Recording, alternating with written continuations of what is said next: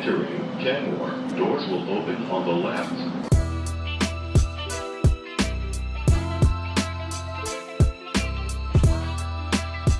What's up, everyone, and welcome back to part 3 of our 7-part series previewing the MLB season. I am Zach Coe, and I am joined once again by David Azer and George Gabra. Guys, how are you doing? Doing well. I'm looking forward to getting into this division. As is evident, I'm a big Mariners guy, so I look forward to talking about them. And this team, really from top to bottom, excluding the very bottom, has a bunch of interesting teams in here. So I'm looking forward to getting into all of them. I'm also doing great. We're single digits away from baseball starting officially with games that count. The World Baseball has been classic. We've got the U.S. playing tomorrow night against either Italy or Venezuela, so that should be a lot of fun. And it's baseball season, man. I'm excited. I'm fired up, and I'm ready to get into the American League and National League Western divisions here. So NL West on the next one, but yeah. yeah, NOS will be on the next episode, but David, you alluded to it too. We're going to dive into the AL West in this one. Like you said, a pretty interesting division besides the team at the bottom. Everyone in the middle is just kind of like a mush of could be good, could be mid. So we'll get everybody's thoughts on that. But we'll start with that really boring bottom team in the LA Angels heading to your neck of the woods, George, out in LA. I know you said you had some thoughts on Artie Moreno, but what do you guys got on the Angels, who come in at plus 4,000 to win this division, an over-under of 70.5 wins, and are plus 800 to make the playoffs? To start off, I would just like to say yuck.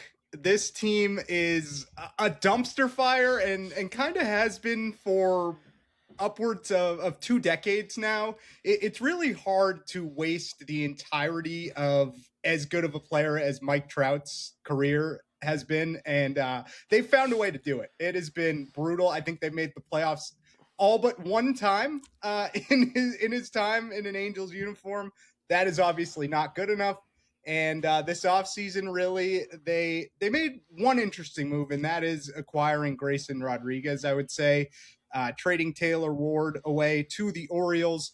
But I question where Grayson Rodriguez is at. If the Orioles are willing to move on from him, and he was kind of, the next big thing in Baltimore. So what is he at this point if they're willing to move on from him for, isn't it just a year of Taylor Ward, right? Is that a rental? Yeah. So... yeah. We'll see if he factors in at all in this rotation, but it's led by Yusei Kikuchi. So the ceiling of this rotation is not very high. And looking at the lineup, Zach Neto took a great step forward last year, hit a lot of homers, and probably exceeded everyone's expectations. But behind him, you have the likes of Yoan Moncada, Jorge Soler, and Mike Trout, who the question mark has always been health. So I think there are some interesting guys here. They also got Josh Lowe, so we'll see if he does anything. As an Angel, I like Logan O'Hoppe. Joe Adell finally showed some flashes last year, but this is kind of just a hodgepodge of mediocrity. Still only 26 years old. Right. Joe so, Adell. I mean, there's 26. time. There's about time. to be 27, but like I'm so willing bizarre to give him the benefit of the doubt, but I just looking at this roster from top to bottom, all I can say is yuck, and they will not do much this year. Yeah, you mentioned it, Zach. I obviously grew up in this area, went to a ton of Angel games as a kid. We had the 20-game ticket package that we split with my uncle and my grandparents, so I'm used to going to the Big A, and those games used to be a ton of fun because the Angels used to be a really good team in the late 2000s, the early 2010s. They won the World Series in 2002, and since 2014, the last time they made the playoffs, and the only 3 games in the playoffs that Mike Trout has played in his career, this thing has been a complete dumpster fire. They waste money on guys who should be good. I mean, that Anthony Rendon contract might be the worst contract in the history of Major League Baseball. They signed Josh Hamilton to a huge 5-year deal that didn't go anywhere. The guy was just not a good signing. C.J. Wilson, another bad signing. Albert Pujols, they gave $250. I mean, the list goes on and on here. Artie Moreno is a god-awful owner. I think he's one of, if not the worst owners in Major League Baseball, and that's why they haven't made the playoffs in a decade plus. They had a survey that he put out, and he claims that his fan base doesn't put winning in the top 5, which is just ridiculous. Fans, the only thing they care about is winning. Sure, you want to go to the ballpark at a reasonable price. You don't want the food to be too expensive. You want your time at the park to be a nice experience. But the number one thing fans care about above all else is winning baseball games. The Angels have not done that in over a decade. They're not going to do it again this year. Mike Trout, he's a great player. It's unfortunate that he's dealt with so many injuries over the last several years and kind of taken a downwards turn here. But aside from Trout, there really isn't anybody on this team that turns your head. Jorge Soler, love him back in the day as a former Cub. He was on that 2016 team. Logan O'Hoppe, he's had some good stretches there. But the pitching, that's also been something that's been horrible for the last decade. That's why you need pitching to win. You need pitching to get to the playoffs. And the Angels pitching staff has been an abomination for the last 10 plus years. You say Kikuchi, he's fine. Jose Soriano is okay. And then after that, Grayson Rodriguez, who knows what he's going to be with that injury. Alec Manoah was a big name with the Toronto Blue Jays, and he just fell off the face of the earth. So I wouldn't have too much hope in him. This team is going to be bad. They're going to be lousy, and they're going to continue to be lousy until Artie Moreno decides to sell the team, which I don't know if that'll ever happen. Yeah, it doesn't seem like it'll happen. Didn't they? I think they, a couple years ago, put out feelers like, oh, we're going to sell the team. And then a couple months later, we're like, oh, actually, we're not. So, yeah, it doesn't seem like he's super inclined. He said he was going to sell the team, and Light Years Lakeup, as he's known as by many NBA people, the Joe Lakeup, the guy who was in the Warriors, was going to buy him, I think. And it's hard to beat that as an owner. So Angel fans were not happy about Artie kind of throwing that out there and then taking it back, because it's not that he doesn't spend money. He does spend money, but the whole operation is run so unbelievably poorly that it's hard to win baseball games with a guy like that in charge. Yeah, to me, I think this lineup, it's a fine lineup. David, you mentioned Zach Neto, obviously Mike Trout. Nolan Schanuel is a first-round pick from 23 that they fast-tracked up to the big leagues like they tend to do.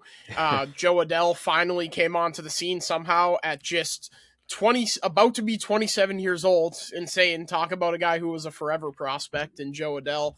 They make a trade for Josh Lowe with the Rays.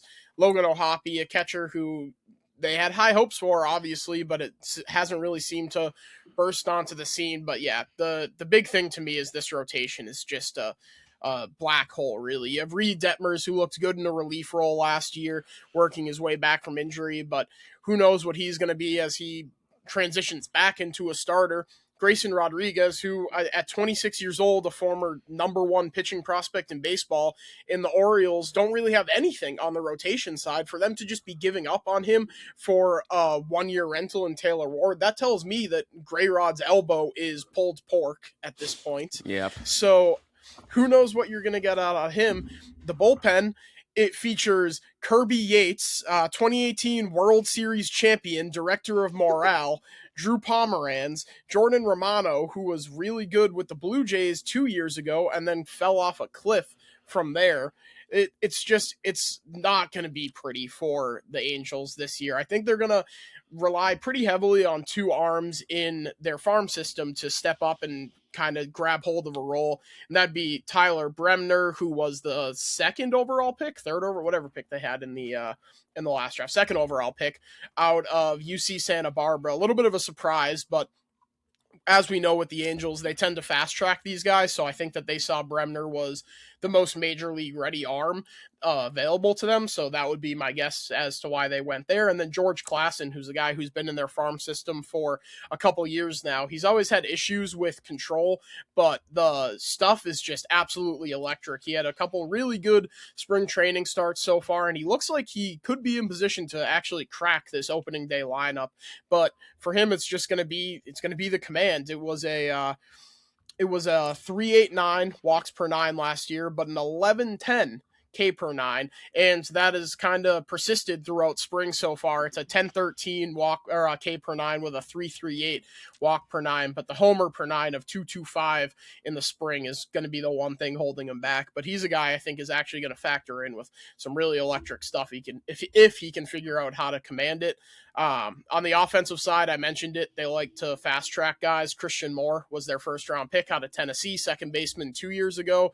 They fast tracked him to the big leagues, and it did not go well for him at all. He missed a good portion of the year with an injury, and then he was just optioned back down to AAA Salt Lake today. But in his limited major league experience last year, which was only 53 games, he hit 198 with a Zach versus Math 654 OPS and 82 WRC plus. So he'll head back down to AAA to look to get some more seasoning. Last year it was actually pretty solid numbers in his rehab and minor league stints before eventually getting the call. It was a 271 batting average with a 794 OPS.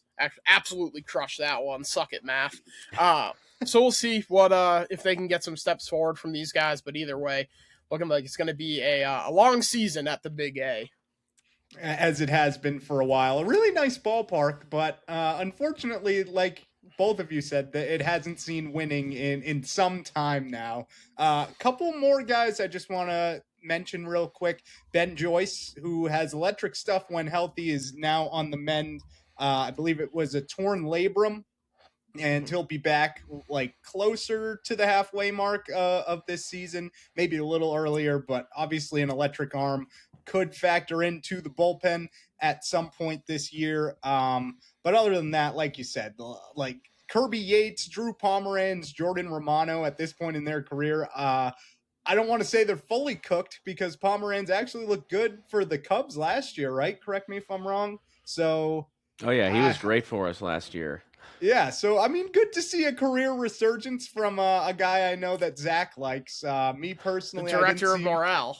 Yeah, I didn't see a whole lot from him in 2018 besides directing morale. So we'll see if he has any sort of impact. But yeah, I don't know how much more we can say about this team. It's going to be dreadful for another season, unfortunately, for these Angels fans who have just been begging for some sense, some silver lining, some sort of hope, some direction for this rudderless organization. I don't think it's going to be the year. Yeah, it's going to be another long year in the Big A, and all you need to know is this team had Shohei Ohtani and Mike Trout in their prime, and they didn't even sniff the playoffs. So there you go right there. It's going to be a long year in the Big A. Yeah, so going to be a long year down there. Let's move on to, as our friend Will Fleming likes to call them, Oaklamento, where we'll talk about one of the more fun lineups in Major League Baseball with the A's. Pitching staff leaves a little bit to be desired, but the A's come into things this year plus 1,600 to take home the AL West, a win total set at 75.5, and this number surprised me, only plus 400 to make the playoffs, so pretty low odds there, maybe giving you a hint on something there if you like a little juice. It's much lower than I thought it was going to be, but what do you guys got on Oaklamento? Yeah, I think this is honestly one of the more balanced lineups in the entire division. Maybe you guys feel differently, but just looking at this top to bottom, it seems pretty stable throughout. Maybe there's a couple spots in the bottom half that leave a little to be desired, but overall, this team's going to hit a lot of homers because they play in a sandbox in Sacramento for half of the year. But like you said, this rotation leaves a lot to be desired. They really don't have an ace. I know Luis Severino had his moments last year, but I think at home he pitched pretty poorly. Yeah, he was awful at home year. and was really good on the road. Right, so look for another year of that, I guess, as your semi-ace. I mean, not really at this point in his career, but then you got the likes of Jeffrey Springs, who can be good, Aaron Savali, who, you know, I don't know what he is at this point, and then just a couple question marks. Jacob Lopez, Luis Morales is what it's set to be right now. That could change, but I think the fun part about this team is going to be the lineup. Like I said, they're going to hit a lot of homers, and another interesting part of this is a lot of their young core is already locked up for the future. They've gotten extensions done with pretty much everyone besides Nicholas Kurtz, and that's kind of the problem. He's been the best out of all of them, and obviously won Rookie of the Year, burst onto the scene, so that price tag is only going up. I wonder if they're going to be able to get anything done. Obviously, it's not like a super priority now, but you want to kind of lock up a guy like that as soon as you can before the price tag gets unaffordable for the A's, which we've seen time and time again. So I think, like the White Sox and the Marlins, as I mentioned in those previews, this is going to be one of those teams that I'll tune in for a lot of these games, because I think you're probably going to see a lot of high-scoring losses. But I don't hate this. I don't hate the over on this win total. That seems a little low. So maybe I'll buy in there, but I don't think they're going to make the playoffs this year. I think maybe they take another step forward, improve on that win total from last year. And hopefully once they get to Vegas, that's where we start seeing them actually spend big, maybe acquire some better pitching for this rotation. And then you can really see the A's get back to form here. Yeah, speaking of bad owners, John Fisher, he's another one. He rips the team away from Oakland, and now they're playing in a minor league ballpark, which is just pathetic for a Major League Baseball team to be playing in a minor league park for 81 games a year. But that's what he's done. At least the A's, unlike the Angels, can develop guys, and they've done a really nice job building this team up. What was once the worst team in Major League Baseball a few years ago, or one of the worst teams, is now, like you guys said, it's going to be a fun team. It's going to be a fun lineup. They're going to win a lot of games with their offense, and they're going to have to win a lot of games with their offense, because I'm not a big fan of the pitching. And David, you mentioned it, that is a very small hitter-friendly ballpark they're going to be playing in 81 times. So going to be a lot of runs for this team. And the two guys that I'm looking at are Nicholas Kurtz, the 2025 American League Rookie of the Year. He had that awesome 4-home run game down in Houston. Jacob Wilson, he was leading the pack there to win the AL Rookie of the Year for a while. He's a contact guy. He's going to hit over 300. And those two guys in that lineup, you got to be really excited if you're an A's fan, because those two guys are centerpieces that you can build around in the long run. Even though I don't think they're going to compete this year, I don't think they're going to make the playoffs, I do like them to go over that win total. I see them winning 78, 79, maybe 80 games, being around that 500 mark. It should be a lot of fun to watch this offense hit. Brent Rooker, he's another guy who hits for a ton of power. I know they got him locked up, I believe it was last offseason, on a 5-6 year deal. So he'll hit a lot of home runs. He'll be fun to watch. This will be a fun offense to watch. But the pitching, it might be a lot of very high-scoring losses, again, like you said, David. So good hitting, bad pitching, and it should be a fun team to watch, much like the White Sox and that we talked about a couple weeks ago. Yeah, to me, I kind of love the way the A's are building things, to be honest, because they're playing in the shoebox right now in Sacramento minor league stadium. It's one of the most hitter-friendly parks in the league, and their offense just absolutely fucks. You guys mentioned it in the reigning Rookie of the Year in Nicholas Kurtz. Brent Rooker, George, you touched on him. Jacob Wilson, who was leading the pack before an injury slowed him down.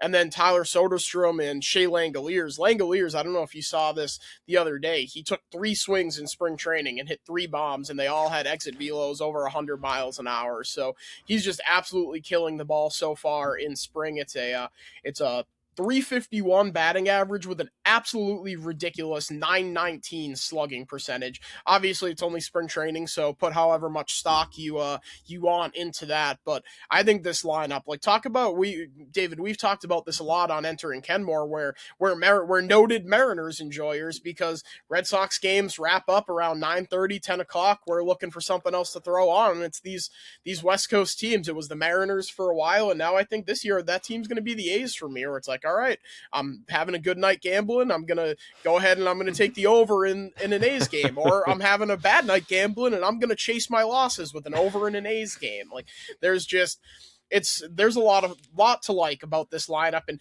we didn't even touch on Leo DeVries, who obviously isn't going to factor in this year for them, but to get a prospect to the caliber of Leo DeVries for Mason Miller, who, don't get me wrong, is the best closer in baseball, but he's a closer. Like, this is a 19-year-old superstar prospect that has a real chance to be the number 1 prospect in baseball this time next year. As far as the pitching goes, you can, I don't want to say you can always acquire pitching, but when you have this type of young talent in your offense, you can always flip guys to acquire pitching or just draft them after you're no longer playing in this bandbox.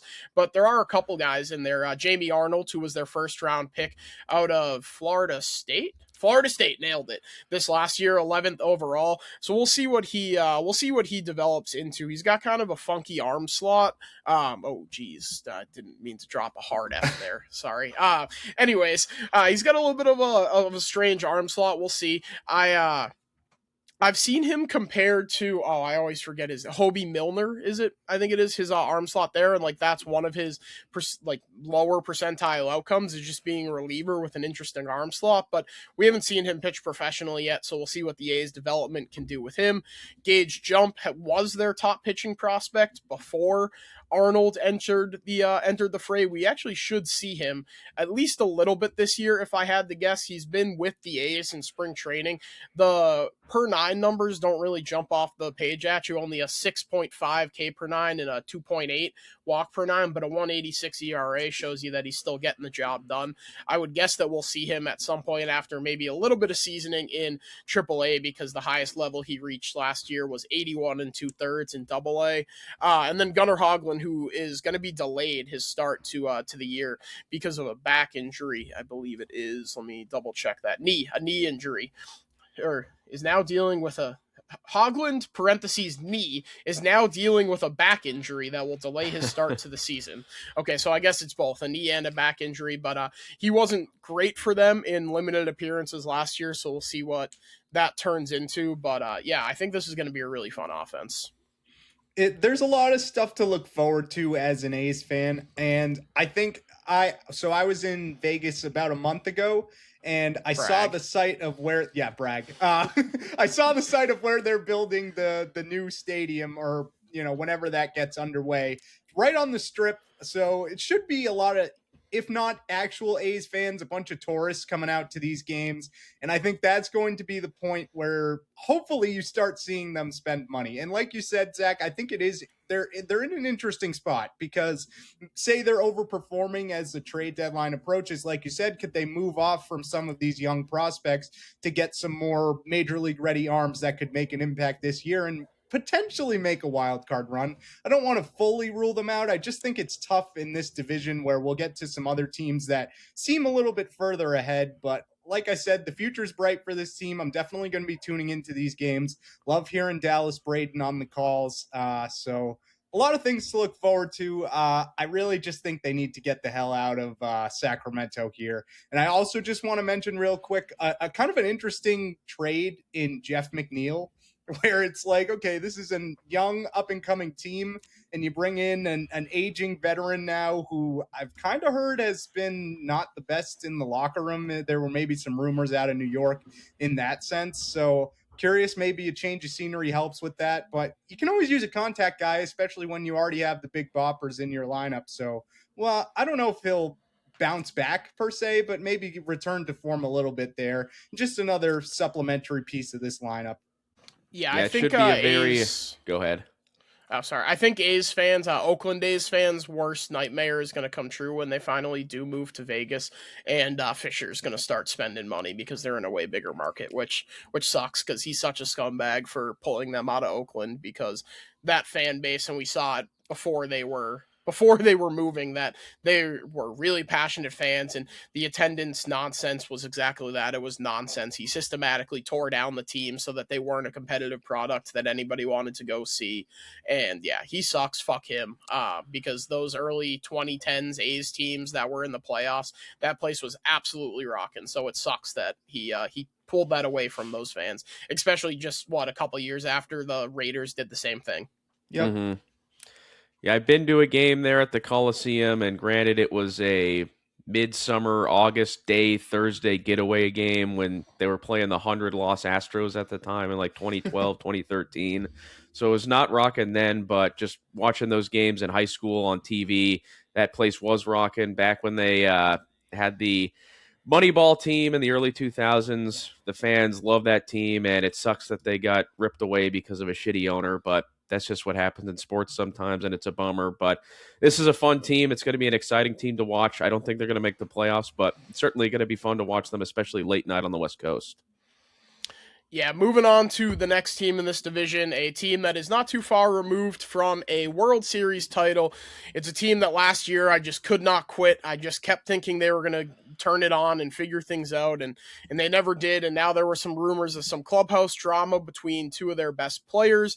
That is now over with, as Marcus Semien has been shipped off to the Mets. That is the Texas Rangers, of course, coming in at plus 350 to win the AL West. Win total set at 83.5. Only plus 120 to make the playoffs. What do you guys have on the 2023, is it, World Series champions? Mm-hmm. Yeah, 2023. It's kind of crazy we're only 3 years removed from that, or however long that's been. And like you said, I had no idea that Marcus Semien and Corey Seager had some sort of beef, but I guess they addressed it in a big way, obviously moving Marcus Semien to the Mets in exchange for Brandon Nimmo, which is an interesting trade because I don't love it. Two cheeks of the same ass. Yeah, I don't love it. And it just seems like they're in kind of that baseball purgatory mode where they're not going to be god awful, but I don't see this team really lighting the world on fire either. I like the Mackenzie Gore trade to a certain extent. It just seems like that's more of a move you make when you're fully in win now mode, where this year I see as more of a bridge year, kind of like we don't fully know what we are at this point, but the problem is you got Mackenzie Gore and also moved on from some of your top prospects, even Gavin Feen that they just drafted, right? Like less than a year ago. So did they already fully give up on him? I don't know. It's weird to go after Mackenzie Gore. I guess it does create kind of a three-headed monster there in DeGrom, Evaldi, and Gore. I would consider that a three-headed monster, but health has kind of always been the concern with DeGrom. Evaldi, since he's been there, put together a really good season, almost a Cy Young campaign, and then I think he got hurt throughout that, and then he didn't stay healthy last year as well, if I remember correctly. So what really is this team? I can't say for sure. Like the A's, I think maybe they'll have their moments, but I would kind of lean more A's here. I don't know. Just looking through this roster, I don't know. I don't love the lineup. I'm just flat out going to say it. Like, you go through, like, Corey Seager's always going to be good. Wyatt Langford has put it together at points. Right. And Corey Seager has always, not always, or kind of always been a health concern as well. So a lot of just weird pieces, and how they fit together, I'm not entirely sure. So I don't really have this team making a whole lot of noise this year. I think you could see some steps forward from some of their younger guys, but past that, I'm not expecting a whole lot. And touching on the beef real quick between Seager and Semien, I had no idea that was the case. I actually heard that it was Lindor and Nimmo in New York, and that's why they did the trade. So maybe it was on both sides, and they just did a swap. And I'm not a huge Brandon Nimmo guy, but he's been good at times. But yeah, I don't really know what to make of this Rangers team. I think they could make the playoffs. I don't think they're going to win the division, but I certainly think they have the pitching if they can stay healthy at the top with Evaldi, DeGrom, and Gore, and especially with Evaldi and DeGrom. Health is the name of the game for those guys. If they can stay healthy, they're going to be great. They're going to win a lot of games, and they're going to be able to pitch their way to a lot of victories. But the lineup, there's a lot of question marks in there. Seager, he's great, but he gets hurt a lot, and that's not great, obviously, because the best ability is availability here in baseball, oftentimes. And Wyatt Langford, he was a top prospect coming out when he got drafted by Florida, drafted out of Florida. I think him and Josh Young, Evan Carter, those young bats, they're going to have to make big steps here, because if those guys aren't what they are projected to be a couple of years ago, this lineup is not going to be that great. They lost to Dolis Garcia, obviously, and it's just a hard team to read. I think they could be good, and their pitching could carry them to a lot of wins, but that pitching staff has to stay healthy, and the young guys in this lineup are going to have to step up, and if they don't, this team could finish behind Oakland, or behind, what did you say, Oclamento? behind Oaklamento, and I don't think they'll be bad enough to finish behind the Angels, but certainly could see them finishing in fourth. I could see them finishing in second. Could see them finishing right where they're projected to be in third. It just, a lot of it depends on how those young guys play and how the pitching holds up.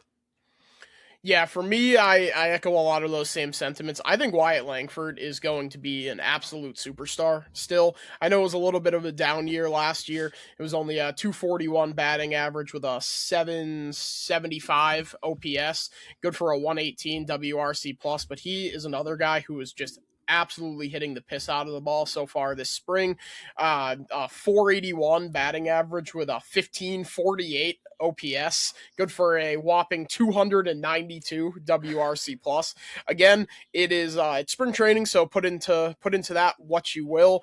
But I think he's going to be an absolute stud as he moves into year 3 here.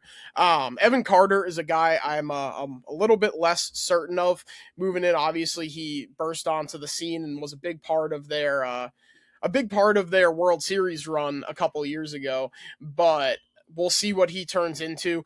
It seems like they've kind of been playing the Alex Cora, like, oh, we're gonna shield our lefties against lefty pitchers, because he hasn't really done that to date in his career. But again, Skip Schumacher is, again, literally taking a page right out of the Alex Cora book, where he's saying he's going to face lefties this year. I'm not so certain about how that's going to go. It was only a 107 WRC plus last year in just 63 games. He was also injured for the beginning of the season. So we'll see if maybe a full healthy season can turn him back into one of those top prospects that people thought were going to be anchors in this lineup moving forward. But I think on the bright side for the Rangers, they have pieces to move if they're not in the mix. I think they'll probably be in the mix, and we'll see how things work out with Chris Young down there with the 3 wild cards that we've done an episode of Enter and Kenmore on, and it's kind of ruined the trade deadline because everyone thinks they're in it except for the real shitters.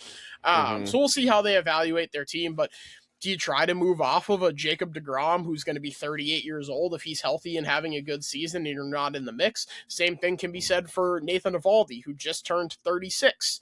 Like, they definitely have the pieces to move. And then in the bullpen, same thing. Chris Martin, about to be 40 years old. It sounded like he was pretty close to coming back to the Red Sox before signing with the Rangers, but decided he wanted to be closer to home. Is that a guy that they say, hey, look, we really want to move you because we're out of it? That kind of be a shitty thing to do if you're asking me, but we'll see. As far as Mackenzie Gore goes, when he's on, he's on. When he's off, he's really off. At times he looks like he can be a Cy Young contender, and at times he looks like he's a number 5 starter. I think the big thing for him is at least he has 2 years of service time left before hitting the market. So he'll be a free agent after the 2028 season. Obviously, who knows what the landscape will look like in baseball after the impending lockout, but at least you have that certainty. And yes, it was a high price to pay, but at least you have that certainty of, okay, if we do want to move off of one of Eovaldi or deGrom, if things aren't going well, we still have an anchor of our rotation moving forward. But yeah, I think that these prices are a little bit too rich for me to get in on the Rangers. Plus 350 seems hefty for the division. 83.5 wins, I think they're probably right around there, but plus 120 to make the playoffs. I think we've seen in years past that it's probably going to be closer to like 87 to 90 wins to be in the mix for those wild card spots, and I just don't really see it especially going that in the way American for them. League. Yeah, absolutely. So I just don't necessarily see them pushing that 90 win envelope unless things like really go their way, and that's probably like 80th, 90th percentile outcome for them, which obviously is not super likely. I did see that Andrew McCutchen is a non-roster invitee for the Rangers, and I am now pushing for him to make the team. Because not a Hall of Famer. You don't. All right. Whoa! I mean, that's hey, let me do some digging here. That's interesting, but I don't want to see him go yet. So if he can latch on with the Rangers, I would love to see that. But I think I am kind of more pessimistic on this group than maybe I was initially. Now, after talking it out, I'm like, they might finish in 4th place. Like, I think, like you said, a lot of things need to go right. And I guess the same can be said for the A's and another team that we'll get to here as well. But it's hard to make anything out of this team. I really don't know what they're going to be. But the more I think about it, I don't know how good they're really going to do in this division, because a lot of these teams are loading up, and it seems like they're in some sort of purgatory where I just don't see them making the playoffs. I don't see them being as bad as the Angels. But like George said, I think they might finish behind Oaklamento if things don't go their way. One person I wanted to bring up here too that I forgot to mention was the manager change. Bruce Bochy is out, and he was the World Series winner for that 2023 team. He won 3 with the Giants in 5 years, and heck of a career for him. But I do really like Skip Schumacher. I think he's a really good manager. He did a really nice job down in Miami. He brought them to the playoffs, I believe, when, I think it was 2022, which is very hard to do. Only the 4th time in franchise history the Marlins had made the playoffs to that point. And when you take him out of a market like Miami, where it doesn't spend any money, and you're bringing him to a place in Texas, in Arlington, I think he's going to thrive there. And I think that is a big bump for this Rangers team. And even though Bochy, he's a great manager. Obviously, the guy won 4 titles, but he's on the older side. I think it's going to be some nice fresh blood in there with Skip Schumacher. So I think that was a good decision for the Rangers. I think I'm with you, George. I don't know that Andrew McCutcheon's a Hall of Famer. I was just looking at Thank the you. numbers. I think he's gosh. pretty close. He's close. I'm a peak Hall of Fame guy, so I think at his peak he was a Hall of Famer. But yeah, I think it's probably going to be pretty clse when you get down to it. I know yours is probably a little bit biased because he's a Pirate, but and Brewer, and he had some comments that I didn't like, but yeah. Yeah, so that's the Rangers, a team that we're all pretty down on. I think I'm right there with you, David. I think I talked myself into Oaklamento finishing ahead of the Rangers.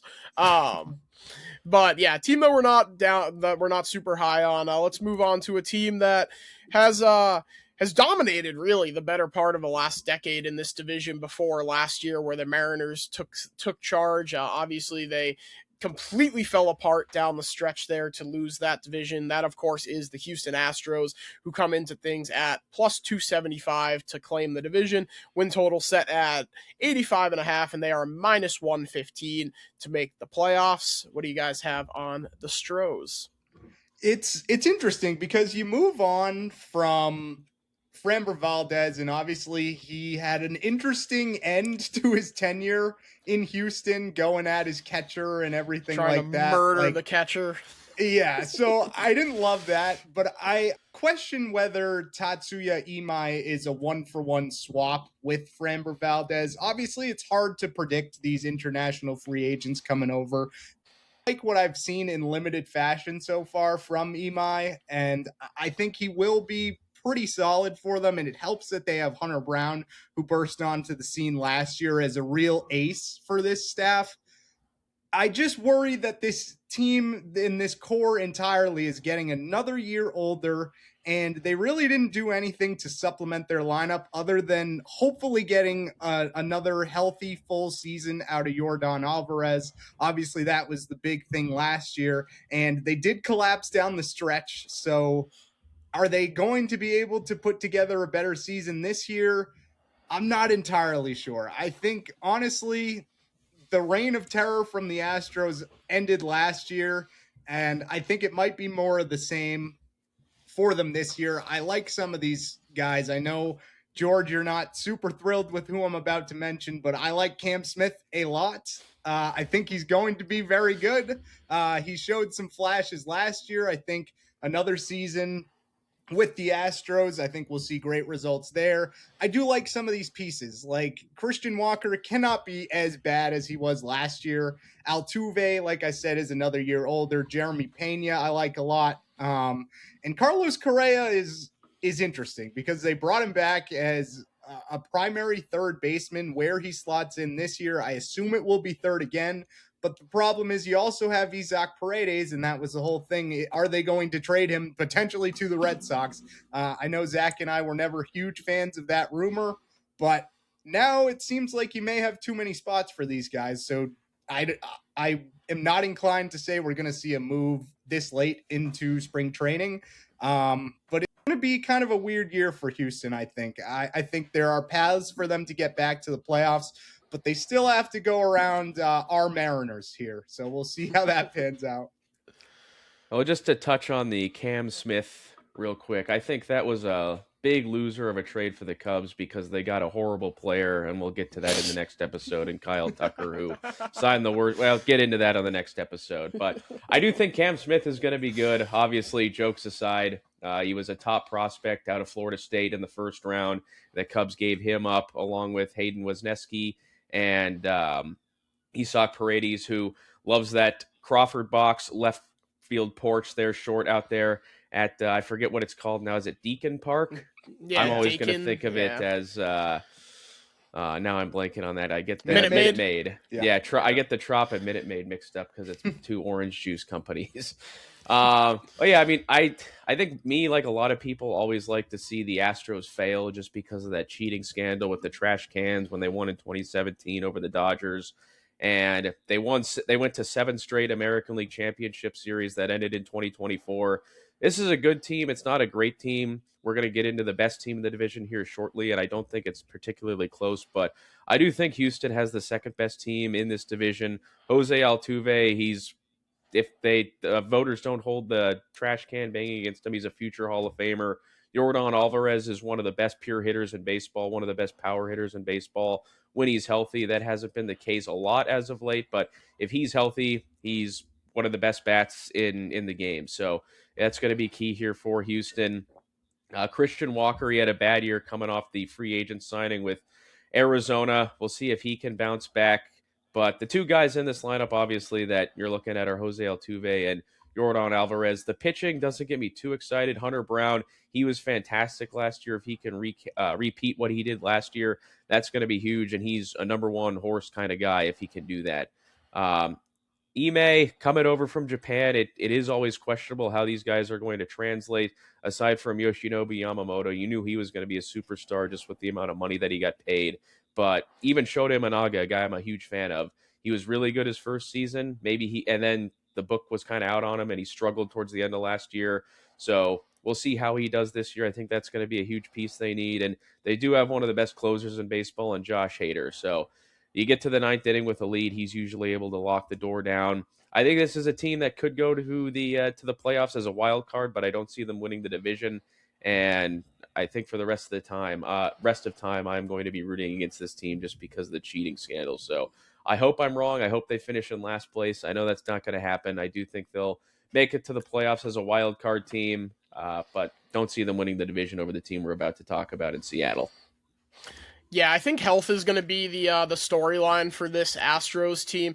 Jeremy Pena's already banged up. He's got a fractured finger. He's only swinging a bat with one hand currently, so we'll see what his ramp up is and how quickly he's able to get acclimated to being ready for opening day. I would guess now that we're 10 days away or 9 days away from opening day, that seems fairly unlikely. And David, you mentioned it. They're kind of like the opposite of the Red Sox, where they have such an infield logjam as opposed to the Red Sox who have the outfield logjam, obviously. And Carlos Correa mentioned it early in the spring training. It's something I read on Enter and Kenmore, where he was like, yeah, like I play third base, Jeremy Pena plays short, Altuve plays second, and Christian Walker plays first. So like, I don't know. There's obviously not enough spots for everybody. They got bailed out a little bit and rooting for an injury to their own player with Jeremy Pena, but he's already starting to ramp back up. So I don't know how much longer they're going to get bailed out there. They said they want to keep Jose Altuve out of the outfield. They said they want to keep Yordan Alvarez out of the outfield to help preserve them.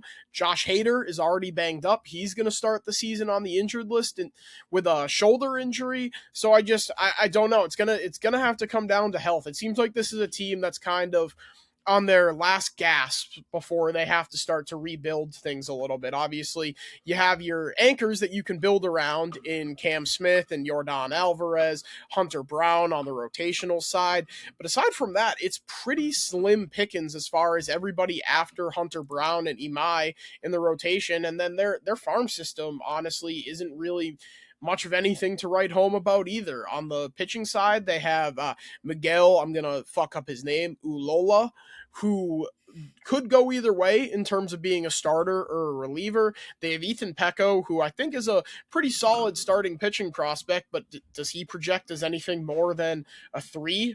On the offensive side, you obviously have Bryce Matthews, who we saw get a cup of coffee in the big leagues last year to, again, limited success. It was only 13 games, but it was a 167 batting average with a sub 700 OPS. And then you have your first round pick last year, a high school shortstop in Xavier Nienz, who has huge power, but again, it's a high school shortstop. He's going to be 19 years old entering his first full professional season. Those guys take time to develop. So I think that we're seeing the beginning of the end here for the Astros. It's a team that I think are going to be in the mix for a wild card. Obviously, it makes it a little bit easier with 3 of them, but I wouldn't be like terribly surprised if we see a team like the Rangers, or honestly, I don't even hate a play on the A's making a playoff push at the plus 400 number. We'll have to see how the AL sorts out. But yeah, I think the Astros are a team on the way down. Yeah, a couple more guys I want to touch on in the bullpen. Brian Abreu was really solid for them last year as their premier setup man.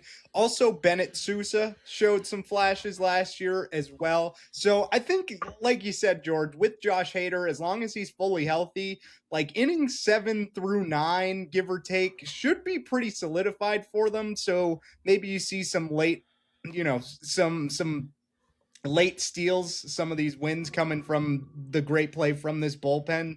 But yeah, like you guys said, I don't love how this rotation is constructed behind Hunter Brown and Tatsuya Imai. And 1 year older, this lineup is just, I don't love it anymore as much as I once did in the earlier stages of this decade. Like, I really do think the reign of terror is over. We saw it last year. Obviously, they missed the playoffs, and I'm not fully confident that they did enough to make it back. And some of these other teams around the AL improved way more than the Astros did. So maybe they're a step behind. Maybe if things go their way, they can head back to the playoffs, but I don't think it'll be as a division winner. They're definitely on the way down. I don't think they're all the way down yet, though. I do like them to make the playoffs. I do have them as one of the wild card teams here in the American League for me. That is also dependent on health and if guys can stay healthy and how good some of those young pitchers are, or Ime coming over. So we'll see what happens there. The reign of terror, I guess I agree with you guys. I do think that is over. But in terms of this year, not winning the division, but I do have them taking one of those 3 wild card spots, especially because there are 3 wild card spots now. Alrighty, moving on to the favorite by far in this division. That is, of course, the Seattle Mariners. They come into things plus 105 to win the division. An over-under win total set at 89.5. They are a whopping minus 275 to make the playoffs. David, you mentioned it. We are noted Mariners enjoyers here, but how are you feeling about our Seattle Mariners heading into this season? I am feeling great. There were a couple years there where it was like, do the Mariners really know what they're doing? Like, do they know that you need to hit homers in the playoffs to make a deep run? And finally, they figured it out and still kept their rotation basically fully intact. So this is one of the best rotations in all of baseball. I feel pretty comfortable in saying that. And finally, they were able to address their lack of good hitters as a whole. I think Cal Raleigh taking an MVP level step forward certainly helped, and it's going to be hard for him to replicate as good of a season as that. But if he's anywhere close, I think this lineup will be just fine. They brought in Josh Naylor. He instantly became a fan favorite, and they locked him up for, I think it's another 5 years after that. And they did try to address adding some more power and bringing Eugenio Suarez back. Apparently, he just hates hitting in Seattle because both times he was there, he was pretty bad, maybe the worst in his entire career. So obviously he doesn't come back, but for the Mariners, I guess it wasn't a huge loss given how he's played with them so far. But kind of a move that went under the radar is the Brendan Donovan trade. And I think this is a great trade for a team like the Mariners, who already have their big boppers, who could benefit from another contact guy, especially in this pitcher-friendly ballpark where maybe you can benefit more from, more OBP than slugging percentage. So I think he'll factor in greatly into this lineup. He can give a lot of guys a day off, being sort of a super utility guy. I think he'll probably spend most of his time at second or third for this team. But the big thing for me is this bullpen is also probably one of the best in baseball. You have obviously Munoz to lock down the ninth inning, but then you have some good setup guys in Gabe Spire, who was good last year. They acquired Jose A. Ferrer from the Nationals in exchange for Harry Ford. And some of these other guys, Bizzardo looked great in the playoffs. And let's not forget Sox this legend. team. Yeah, Red Sox legend. Let's not forget that this team came one win away from making the World Series last year, obviously losing to the Blue Jays, unfortunately, for Mariners fans. But I honestly, as of right now, and I reserve the right to change this, but I think this team could win the American League and make the World Sox. Series. Yeah, we'll get to them in a different episode. But I think it's been a long time coming for Mariners fans. They have seen the success come in recent years. Obviously, before then, they hadn't made the playoffs since 01, I believe, or 02, whatever year they set the all-time 01. wins record. Yeah, so it's been a long time coming. I am happy for the city of Seattle. I think good times are still ahead for this team, especially looking at the rest of this division. I don't want to say it should be a full cakewalk, but it should be as close to a cakewalk as it gets for them winning this division and making a deep playoff run. This is my pick to come out of this division as the winner. They were the only team to never make a World Series, and they were one game away last year. I think they've got a real shot to do that this year. They have the best pitching rotation, the best starting rotation in the American League, in my opinion, and only second behind the Los Angeles Dodgers. Wu, Gilbert, Castillo, Kirby, Hancock, and I know Bryce Miller, too. He's another guy. I think he's hurt right now, but he's another young guy who's to look out for. And my favorite move that the Mariners did this offseason was re-signing Josh Naylor. He thrived. He seemed to love it up there in the Pacific Northwest. The fans loved him. It was a great pairing. And locking him up for 5 years, that was a fantastic signing because it's over the last few years, it's always been the pitching and the hitting has been questionable for this Mariners team. But now you add Naylor, who you added last year to a lineup that already had Cal Raleigh, Julio Rodriguez, Randy Arozarena, and then, David, you mentioned it, Brendan Donovan, a guy who's been really good for the Cardinals. The Cardinals are not going to be competitive. They wanted to get some young talent for him, and him hitting at the top of that lineup is a big boost to the lineup, a guy who can get on base for the power-hitting Raleigh, the power-hitting Naylor. Julio Rodriguez, if he was a guy who his rookie season, it's like, well, this guy's going to be a perennial MVP candidate. He hasn't been that quite yet since then. But if he can turn into a guy who's competing for MVPs every year, not just with his defense, but stealing bags, hitting for power, and his bat can be MVP level, this team is the best team in the American League, I think, because of that pitching. And you pair it with this lineup. They're very deep, and this is my pick to win the division.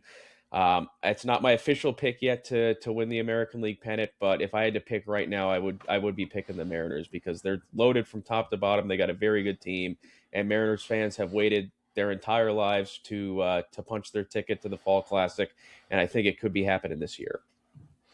Yeah, you guys mentioned it, but this four-headed monster at the front of the Mariners rotation between Brian Wu, Logan Gilbert, Luis Castillo, and George Kirby is absolutely ridiculous, disgusting. Any word, adjective you want to use to describe how good it is, I think is totally fair. Right now, Roster Resource has Emerson Hancock as the fifth man in that rotation, but you mentioned it, George. He will probably be supplanted by Bryce Miller, who's currently dealing with a left oblique injury. Obviously, Miller dealt with a bunch of injuries last year, whether it be oblique, the elbow barking at certain points. But again, when you have that type of rotation, you kind of just take what you can get at the fifth spot. We'll see what Emerson Hancock can do. He's not a guy I'm incredibly high on. And you add Brendan Donovan, excuse me.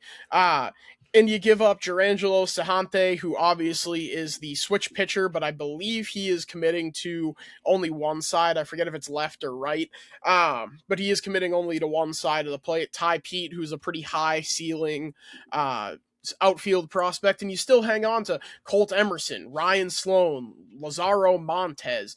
You draft Cade Anderson to get him into your pitching pipeline. This is a team that's really set up well for sustainable success. I know we hear sustainability way too much as Red Sox fans, but it's true for the Mariners here. I mean, Cade Anderson was the third overall pick last year out of LSU. He is projecting to be a potential front of the line rotation for a team where, the rich get richer. They just seem to churn them out like they're going out of style. It's ridiculous. And that's before we get into Ryan Sloan, who was a second round pick in 2024, who has been pitching in camp for them and has been absolutely disgusting. It's only been one inning, but hasn't allowed a run, and he's debuting new pitches. I think it was a cutter this year that just looked like another plus offering from a guy who already last season across A ball and high A threw a 3.37 ERA last year with a 9.8 K per nine and only a 1.6 walk per nine.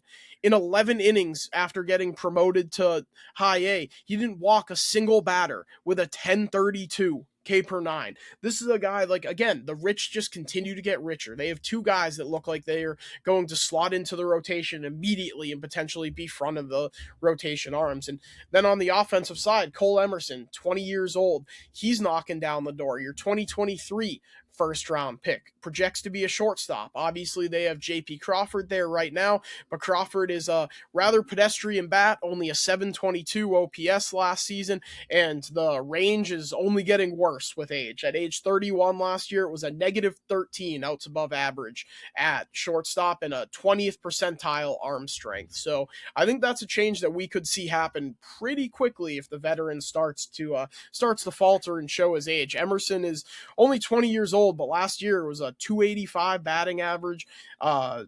Zach versus math, 831 OPS, a 130 WRC plus, one of the top prospects, the top prospect in their organization, but a top 10 to 15 overall prospect in the entire sport.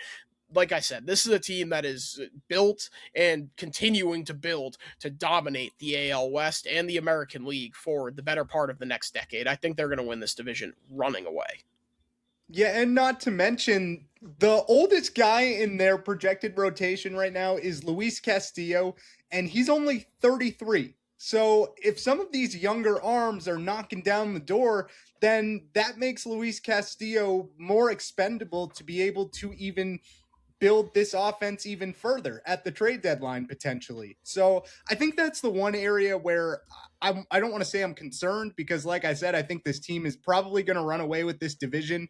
But you look at the outfield and the bottom half of this lineup, and there's guys like Luke Raley and Dominic Canzone, who I don't want to call quadruple A players, but they're probably closer to that than Jags. Yeah, right. So can you upgrade there at the trade deadline? Potentially, and I think that would be pretty easy. I mean, there's always teams out there looking for arms, especially as we get into the dog days of summer here, and the Mariners have an embarrassment of riches in the pitching department. So I think that could be a pretty obvious move if needed down the stretch for the Mariners.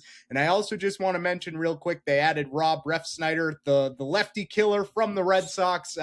If he was going to go anywhere else besides the Red Sox, I'm happy that he's in a Mariners uniform. And that will be a big factor in this lineup as well, because like I said, they have Luke Raley and Dominic Canzone. So Refsnyder is going to get a ton of ABs against left-handed pitchers where he has absolutely excelled. Yeah, I agree with you guys. I have the Mariners running away with this division. They could win 100 games. The pitching is unbelievable. The lineup is the best it's ever been with this young pitching core. You combine the 81 games you're going to play at T-Mobile Park with that Marine Layer, probably the best pitcher's park in baseball. You're going to see a lot of very low-scoring games for the opponents that come in there to the Pacific Northwest. So give me the Mariners to run away with this division. They've got a really good team, and again, a really good shot to win the pennant and go to the World Series. Yeah, I think we covered the Mariners pretty thoroughly there. Obviously, they're the best team, so it's a little bit easier. But do you guys just want to quickly run down your division standings after the Mariners? Sure. Yeah, I can go first here. I will go Mariners in first, Astros in second. I think I've willed myself into picking the A's to finish third in this division. I'm gonna go the Rangers in fourth, and the Angels are going to be pretty comfortably in last place. I am going chalk here. I'm going in the reverse order that we started. The Mariners going to win the division possibly by double-digit games. I think they're that good and they're that high above the rest of the field here. I got the Astros in second, who could and I think will make a wild card. The Rangers in third. I've got Oaklamento, the A's. Should be fun, but a fourth-place finish. And Artie Moreno has the Angels in the cellar once again here. They're going to finish last, and it's going to be another long year in Anaheim.